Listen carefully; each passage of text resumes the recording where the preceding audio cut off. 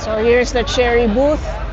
Malaki din yung booth nila, pero they're just showcasing the new Chery QEV. So ito yung gusto kong kulay. Parang siyang cream. Ito. Yan.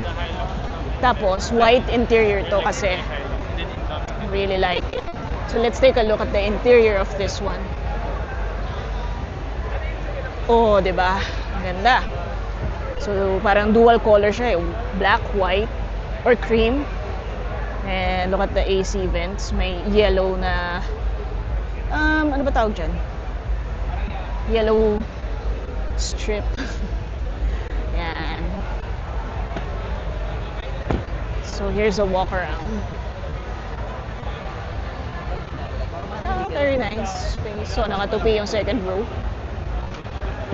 And then yan, tinupi nila yung seats sa second row to check the storage space. And so here's the cockpit. Very nice. Talaga siya. Ganda nung interior niya. Para siyang yung Geely EX2. Maganda talaga yung mga white interior eh. Bihira lang ilabas sa atin yung mga white. So mostly puro black. Mainit pa naman sa atin. Dami susi oh. Yeah, so I like the interior of this. Ganda ng infotainment, linaw. Yeah. Ganda talaga ng white na interior. It's clean, it's more premium. Ganda, maluwag tingnan, presko, especially sa hot weather. Yeah, so I like it. Wireless charging. Yeah. Ganda, kasi malinis tingnan eh. Very premium, the interior. Wala akong masabi sa feeling niya. Sa premium feels niya. Leather, ganda rin. With yellow stitching. Ganda. May mga yellow accent colors.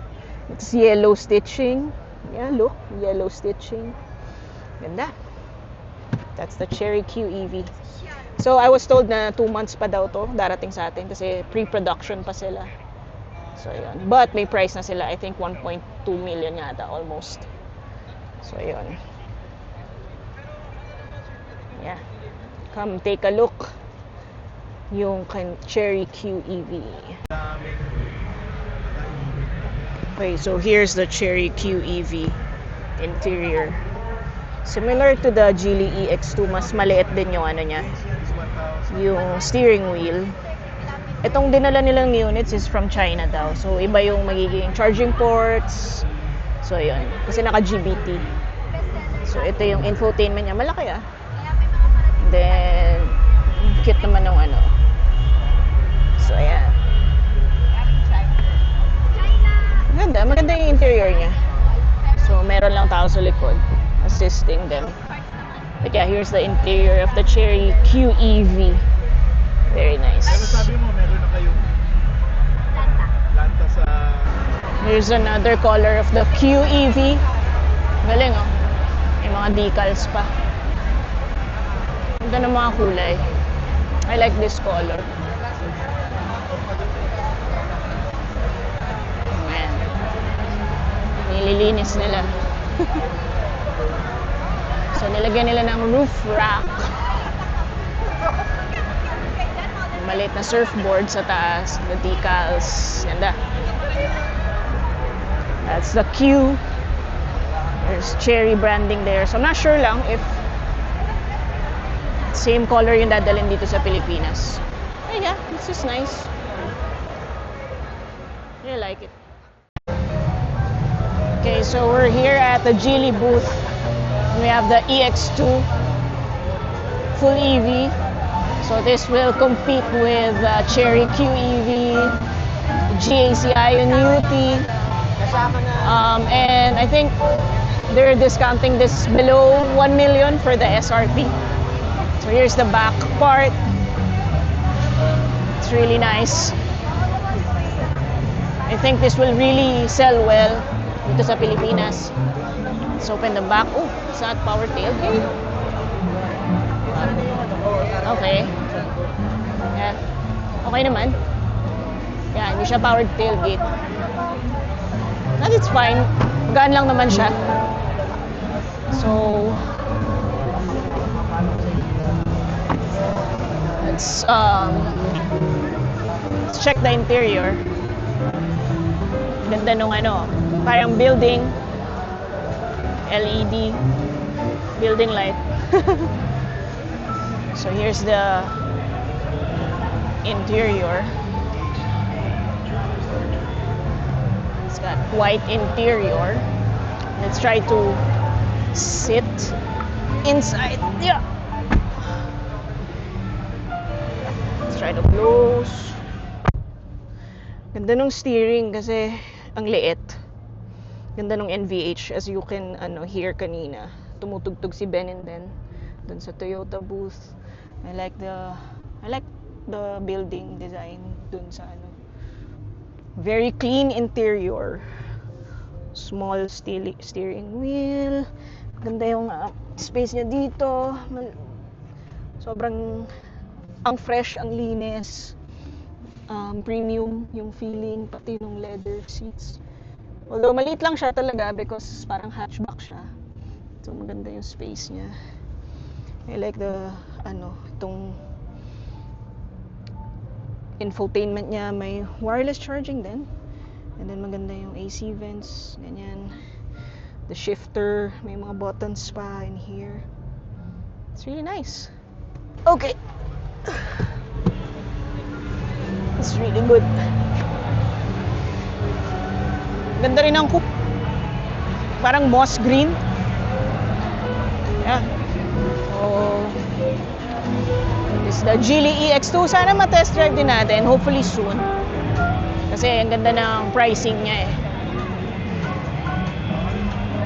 So, yun. So, guys. Alam ko, below 1 million to.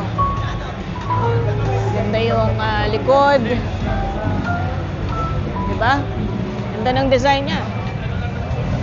I'm pretty sure this will sell like hotcakes dito sa Pilipinas. Correct. It's below 1 million SRP. Oo, tsaka 395 eh. Oo. Yung dun sa Cherry kanina doon, 405. 405, yeah. Tapos mas mahal pa siya ng 200k. Oh yeah, 1.2. Grabe na talaga yung competition ngayon, guys. Wala akong masabi. Let's look at the Jayco J5 EV. So I'm looking forward for this launch for this car. Actually, it's priced at 1.4 million pesos right now. So yun yung SRP nila. So I've heard a lot of good things from Australia and also in the UK. So let's take a look. Let's have a walkthrough of this beautiful car. So I think this is something we can consider as a full EV.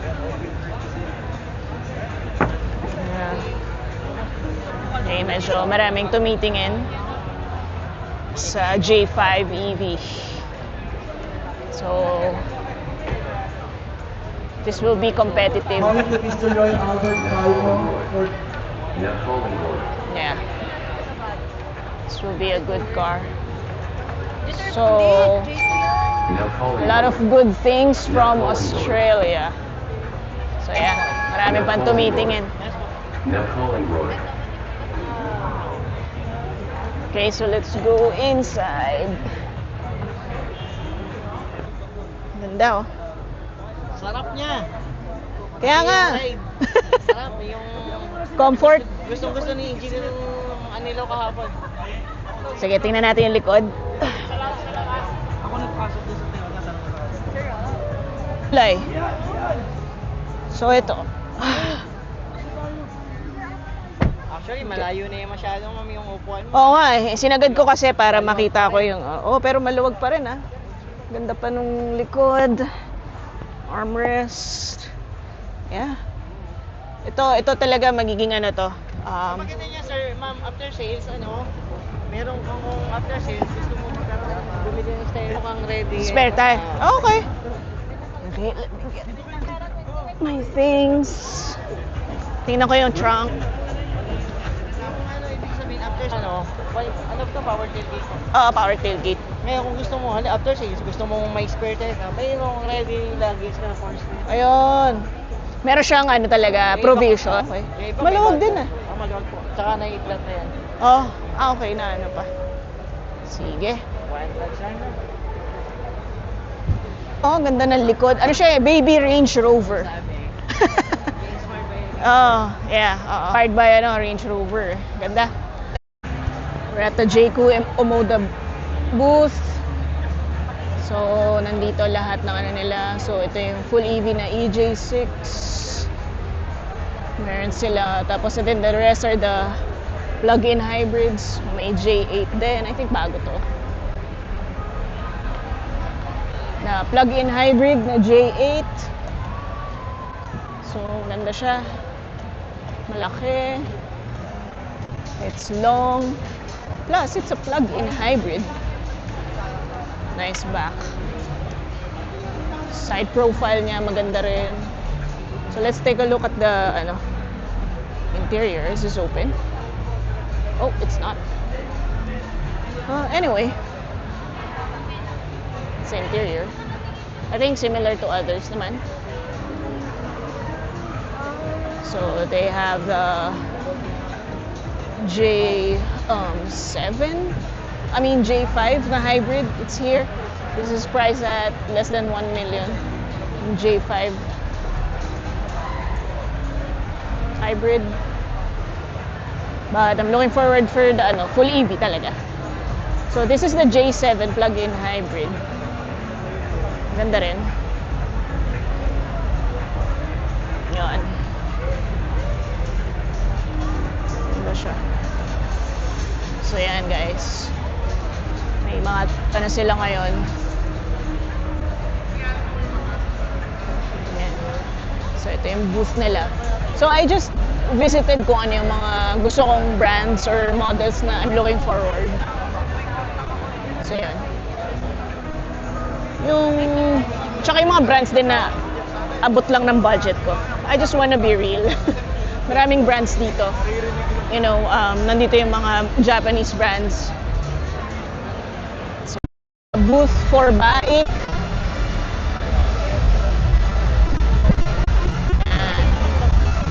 Baik booth. Dami rin nagtitingin because maganda yung designs nila eh. Boxy, rugged, and may hybrid system din naman. So ito yung B30E Dune in matte color. Less 100,000. Hybrid Dune.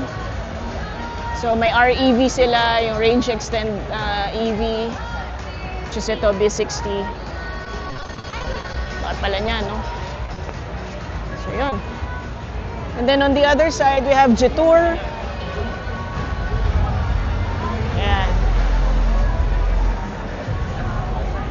Ito, Jetour. So, of course, T2 plug-in hybrid. Ayan, T2 plug-in hybrid. T1 IDM or plug-in hybrid. And then, ito yung Toyota X70 na plug-in hybrid din. I like this color. Ayan. Ganda. And then, ito yung G700 na Jetour. High-end luxury SUV nila to compete with the Land Cruiser. So, plug-in hybrid din ata eh. So, let's take a closer look. Let's see this in flesh. Ganda. Let's do a walk around. Ganda, no? So, may tao lang sa loob, but ganda naman. Yeah. Grabe, ang taas. Very commanding presence. Ganda. Ayan. So, plug-in din siya.